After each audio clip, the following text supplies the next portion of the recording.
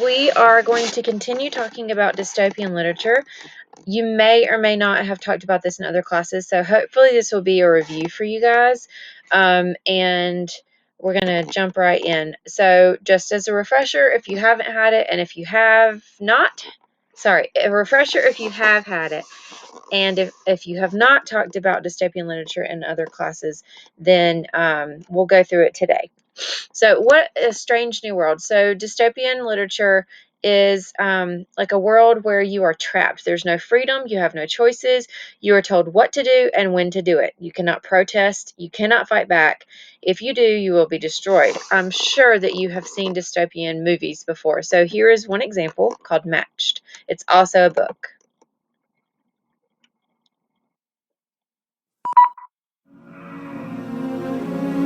In this society, officials decide who I love, where I work, when I die.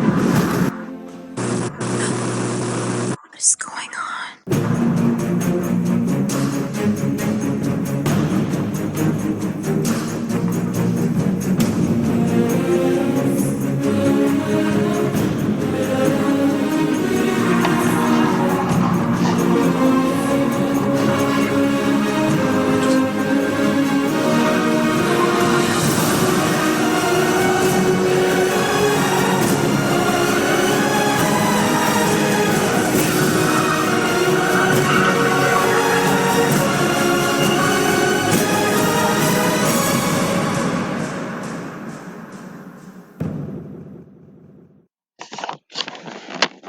Okay. So, what is dystopia? Dystopia is a futuristic fictional world. The elements of dystopian setting include an oppressive society, control that's often maintained through a totalitarian government, fear is instilled through a threat of violence, propaganda is used to prevent independent thought or to brainwash citizens, and people live under constant surveillance and have few rights or freedoms. So where did this idea come from? Why would they come up with a world where there's a controlled government and the citizens are brainwashed and we're living under constant surveillance? Well, that's because those are fears that we all have. And a lot of times, dystopian literature, especially literature that was written in the past, like a great deal in the past, it's really interesting whenever you read it now and some of their predictions have came true. That makes it even more freaky. Dystopian worlds frequently serve as a criticism of our current society and is intended to be a warning of the direction where our world may be heading if change is not implemented. So a lot of times they will warn that, if we take technology too far or if we continue to destroy our planet. So it's kind of like the monsters that you guys created last week. Dystopian literature fits that same idea of if we continue down this path, this is what could happen. All right, so utopia versus dystopia. Utopia is this idea of a perfect world, a perfect society. Everybody's happy. Everybody is able to do what they want to do and be free.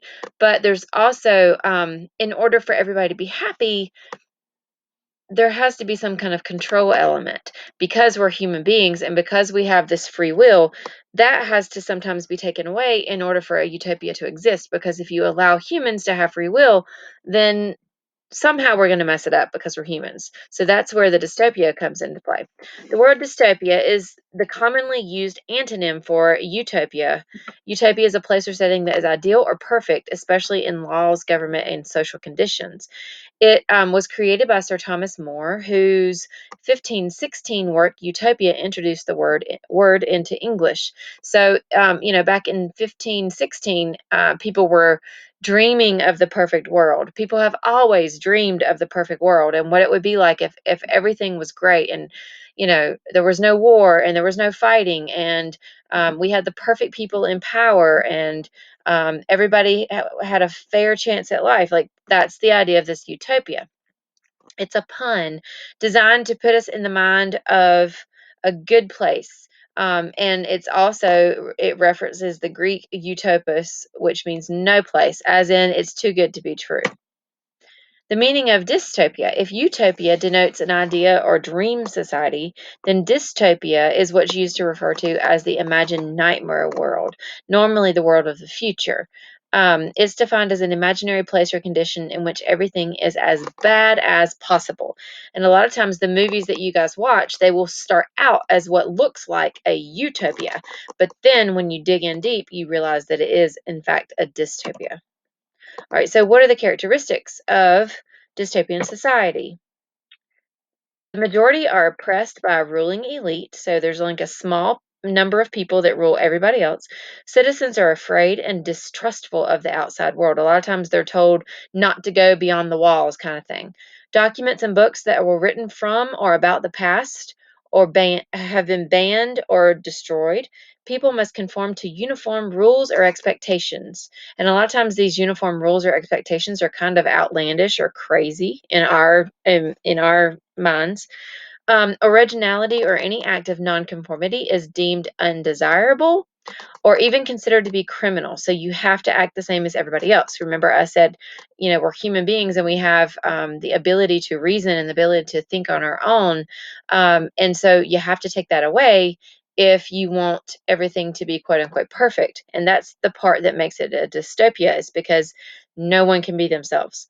Dystopias present an illusion that the society is utopia.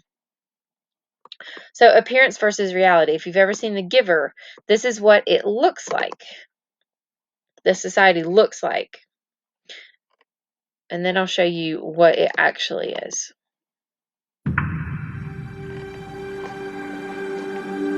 From great suffering, great pain, came a solution.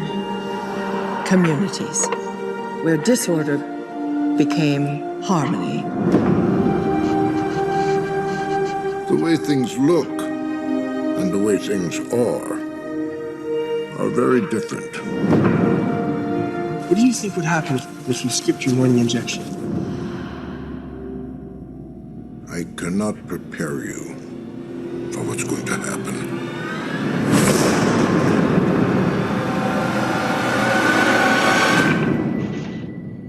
There's something missing from our lives. Something that has been stolen. When people have the freedom to choose, they choose wrong.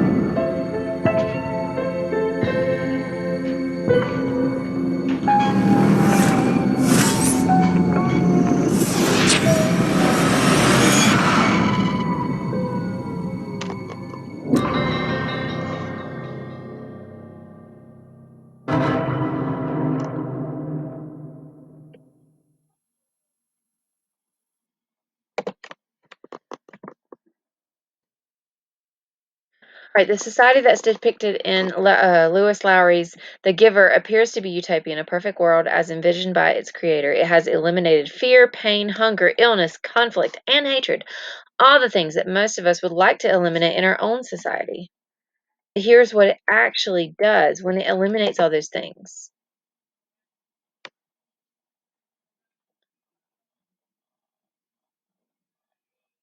From great suffering came a solution. Communities. Injected. Serene, beautiful places where disorder became harmony. Do you know how to fly those? Absolutely. Do you get to fly to the edge? Oh, yeah. What's past there? Don't know. We're not allowed to fly past that. Let's go. It's against the rules, Jonas.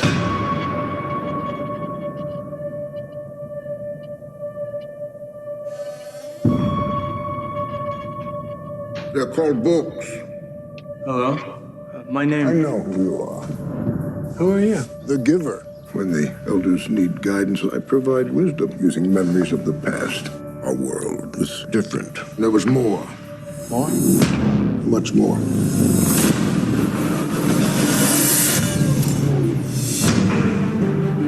Right. You'll see them all in time, all colors, all differences. Our people chose to do away with emotions. Those morning injections take them away. When people have the freedom to choose, they choose wrong. Tomorrow morning, skip your injection. I've been doing it for months. What do you feel? He's not usually like this. I'm surprised you're not more worried about him. I would be. Bring up Jonas's activity. He's inquisitive. You should know better than anyone. The way things look and the way things are very different. Why? That's my father. There is no way for me to prepare you for the truth. He killed him. The young and the old are killed. For the good of all of us. There are things you don't know. You're scaring me. Go back to your family units. It isn't my family, and neither is yours. Jonas has become dangerous. I know that there's something more. Something that has been stolen. Comfortable? Jonas, There has to be a way to show them. you can stop this. You can change things. I want you to find him. And then I want you to lose him.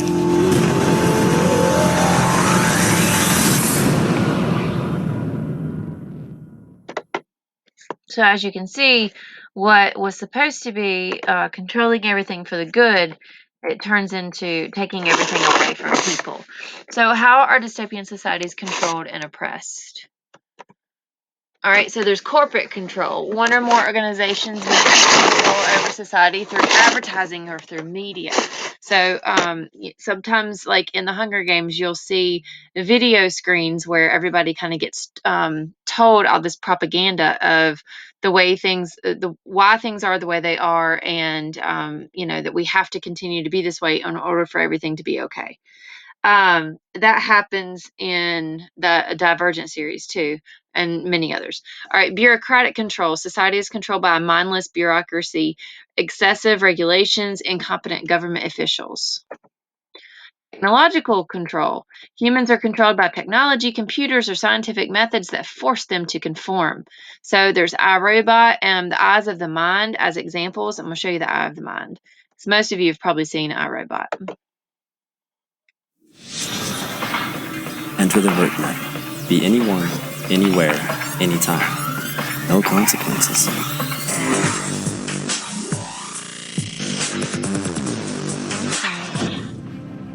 But things are changing. What are you doing? Changing the game, River. But it's just a game. No, it's not. Not anymore. But things are changing. But things are changing. And the virtual is becoming a reality.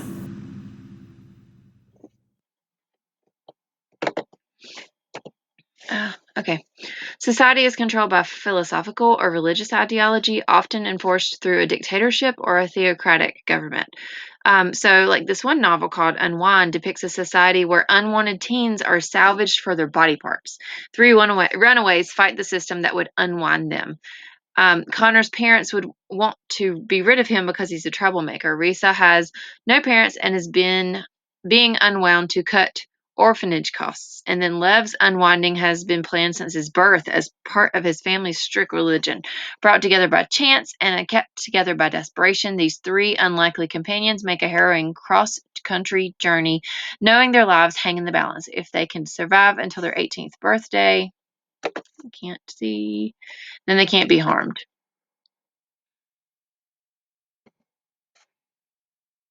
Come on. Sorry, guys. All right, so I'm not going to show that one. Anyway, there's the clip from Unwind. All right, what are the common traits of dystopian protagonists? So the main characters. So there's Maze Runner, Ender's Game, Divergent. Those are all different ones. Okay, they often, snake, sorry. All right, they often feel trapped and they're struggling to escape.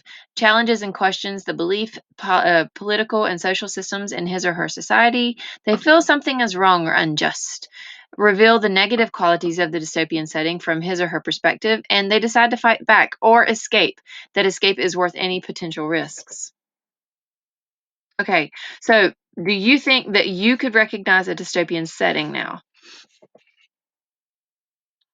So just something appears off within the first few paragraph or pages within a text.